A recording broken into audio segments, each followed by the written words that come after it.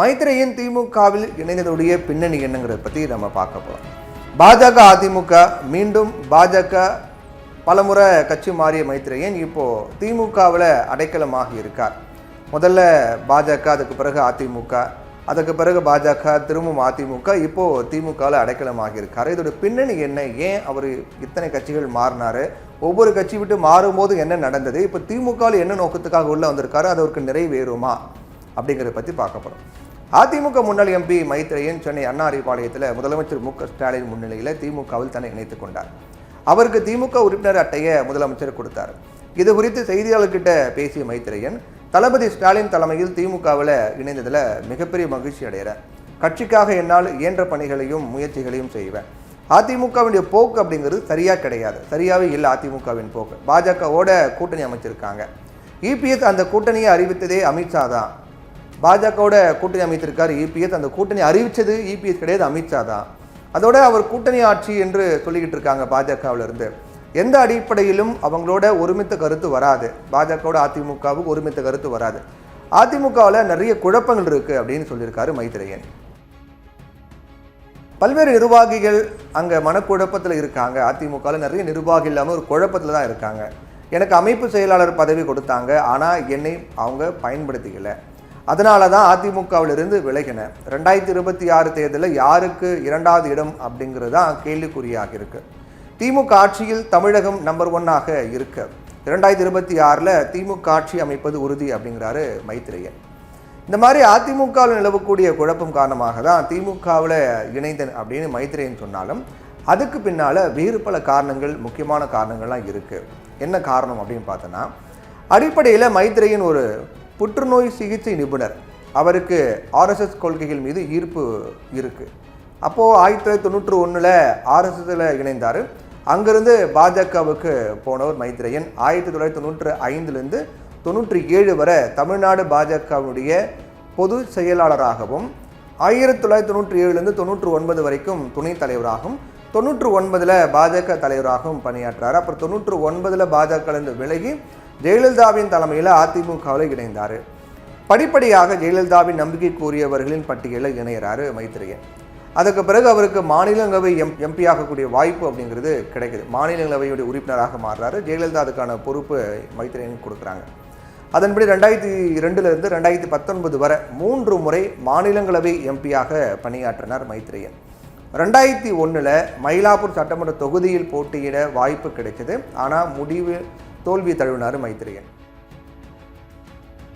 ஜெயலலிதாவின் மறைவுக்கு அப்புறம் அதிமுகவில் உட்கட்சி மோதல்கள் வெடிச்சது. இதில் அதிமுகவில் மைத்ரேயனுடைய செல்வாக்கு சரிந்தது. அந்த நேரத்தில் தான் ஓபிஎஸ் இபிஎஸ் அப்படின்னு 2 அணிகள் உருவாச்சு. அதில் ஓபிஎஸ் அணிக்கு ஆதரவு கொடுத்தார். இதனால் 2022 ஆண்டு அதிமுகவிலிருந்து அவர் நீக்கப்பட்டார். அதில் கொஞ்சம் அப்செட்டாக இருந்தவர் 2023 மீண்டும் பாஜகவில் சேர்ந்தார். அவருக்கு தேசிய செயற்குழு உறுப்பினர் பதவி வழங்கப்பட்டது. ஆனால் அவர் எதிர்பார்த்த மாநில தலைவர் பதவி கிடைக்கல. அதோட முன்னாடி மாதிரி கட்சியில் அவருக்கு முக்கியத்துவமும் கிடைக்கல. இதில் அதிருப்தியாக இருந்தவர் 2024 எடப்பாடி பழனிசாமி முன்னணியில் மீண்டும் அதிமுகவில் இணைந்தார். இந்த முறை அவருக்கு அமைப்பு செயலாளர் பதவி வழங்கப்பட்டது. ஆனால் கட்சியினர் யாரும் அவருக்கு மரியாதை கொடுக்கல. வருகின்ற தேர்தலில் அப்போது அவர் இணைந்த போது மயிலாப்பூர் தொகுதியில் போட்டியிட சீட் எதிர்பார்த்தார். ஆனால் பல கட்சியில் பயணித்தவருக்கு சீட் வழங்கணுமா அப்படின்னு அதிமுகவிலேயே கடும் எதிர்ப்பு கிளம்பியது மைத்ரேயனுக்கு எதிராக. அதுக்கு பிறகு வேளச்சேரி தொகுதிக்கு காய் நகர்த்துறார். அங்கே போட்டியிடலாம் அப்படின்னு. அதற்கும் வாய்ப்பு குறைவாகவே இருந்துச்சு. அந்த நேரத்தில் சம்பந்தப்பட்ட தொகுதிகளில் அதிமுக கூட்டணியில் பாஜக போட்டியிட விரும்புகிறது. இதனால் தனக்கு கட்சியில் மரியாதையும் கிடையாது, சீட்டும் கிடையாது அப்படிங்கிறத மைத்ரேயன் தரப்பு உணர்ந்தது. அதனால தான் திமுகவில் இணைந்திருக்காரு மைத்ரேயன். திமுகவில் மயிலாப்பூர் தொகுதியில் போட்டியிட தனக்கு வாய்ப்பு கிடைக்குமா அப்படின்னு மைத்ரேயன் எதிர்பார்க்குறாரு. ஆனால் அதற்கு வாய்ப்பு மிக மிக குறைவு. அதே நேரத்தில் சமீபத்தில் அதிமுகவுடைய முன்னாள் எம்பி அன்வராஜா திமுகவில் இணைந்தார். அவருக்கு இலக்கிய அணி தலைவர் பதவி வழங்கப்பட்டது. அவரை தொடர்ந்து அதிமுகவினுடைய மற்றொரு முன்னாள் எம்பியான மைத்ரேயன் திமுகவில் இப்போ இணைந்திருக்காரு.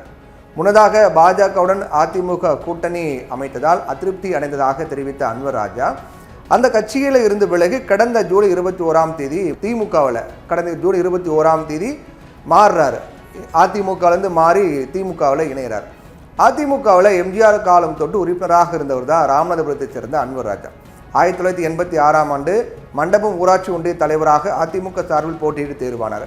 அந்த சமயத்தில் அதிமுகவின் ஆட்சி மன்ற குழு உறுப்பினராக அன்வர் ராஜாவை நியமித்தார் எம்ஜிஆர்.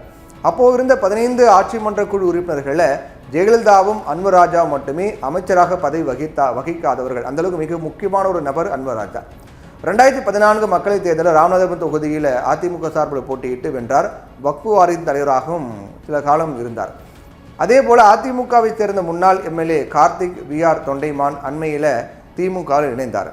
தேர்தல் நெருங்கக்கூடிய நேரத்தில் தொடர்ந்து அதிமுகவில் பல விக்கெட்டுகள் விழுவது அப்படிங்கிறது எடப்பாடி தரப்பை கலங்கு செய்திருக்கிறது. சட்டப்பேரவை அல்லது மக்களவை தேர்தல்களுக்கு முன்னர் இத்தகைய கட்சி தாவல்கள் அரசியலில் சாதாரண நடக்கக்கூடிய விஷயம் தான் அப்படிங்காலும் கூட பாஜக உடனான அதிமுக கூட்டணியை சுட்டிக்காட்டி அதிமுகவின் பிரபல முகங்கள் கட்சியிலிருந்து வெளியேறுவது அப்படிங்கிறதா எடப்பாடி பழனிசாமிக்கு வெளியேறுவது மட்டும் இல்லாமல் திமுகவுக்கு போகிறாங்களே அதுதான் எடப்பாடி பழனிசாமிக்கு ஒரு நெருக்கடி ஏற்படுத்தியிருக்கிறது. எந்த வகையில் அப்படின்னு பார்த்தோன்னா திமுக கூட்டணிக்குள் குழப்பம் அப்படின்னும் விமர்சனங்களை அள்ளி தெளிக்கக்கூடிய எடப்பாடி பழனிசாமி இது நிச்சயமாக தலைவலியாக அமையும். திமுகக்குள்ள குழப்பம் இருக்குது, கூட்டணி விட்டு பல கட்சிகள் வெளியேறுவாங்க, எங்ககிட்டயும் வருவாங்கன்னு சொல்லிட்டு இருக்காங்க. ஆனால் திமுக தான் நாளுக்கு நாள் வலுவாகிட்டே போகிறாங்க, அதிமுக பலவீனமாகிக்கிட்டே போகிறாங்க. எங்கள் கூட்டணியில் குழப்பம் இருந்தால் உங்கள் கட்சியில் இருப்போர் ஏன் எங்கள் கட்சிக்கு வராங்க அப்படிங்கிற ஒரு கேள்வி இப்போ திமுக தரப்புலேருந்து முன்வைப்பாங்க. இது எடப்பாடி பழனிசாமிக்கு ஒருவித நெருக்கடி தான் அப்படிங்கிறத மாற்றுக்கிறது கிடையாது. ஏன்னா தேர்தலுக்காக மக்களை காப்போம் தமிழகத்தை மீட்போம் அப்படின்னு இபிஎஸ் சுற்றுப்பயணத்துக்கு இடையே இந்த ஸ்பீட் பிரேக்கர்கள் குடைச்சல் மாதிரி இந்த பயணத்துக்கு இடையே அதிருப்தியாளர்கள் அடையாளம் கண்டு அவங்கள சரி கட்ட வேண்டிய பொறுப்பு எடப்பாடி பழனிசாமிக்கு இருக்குது. ஏன்னா ஒவ்வொருத்தராக மாறிக்கிட்டே இருப்பாங்க. இப்படி அதிமுக முகங்கள் திமுகவுக்கு படையெடுப்பது வாக்காளர்கள் மத்தியிலையும் அதிமுக பாஜக கூட்டணி கட்சிக்குள்ளேயும் ஒரு வரவேற்பு இல்லையா, அதிமுக பாஜக கூட்டணிக்கு தொண்டர்கள் அதிமுக மிக முக்கிய தலைவர்களே ஏற்றுக்கலையா அப்படிங்கிறதா வெளிப்படுத்தி கொண்டே இருக்கிறது. அதை சரி செய்ய வேண்டிய ஒரு கடமையும் பொறுப்பும் அவசரமாக எடப்பாடி பழனிசாமி இருக்கிறது.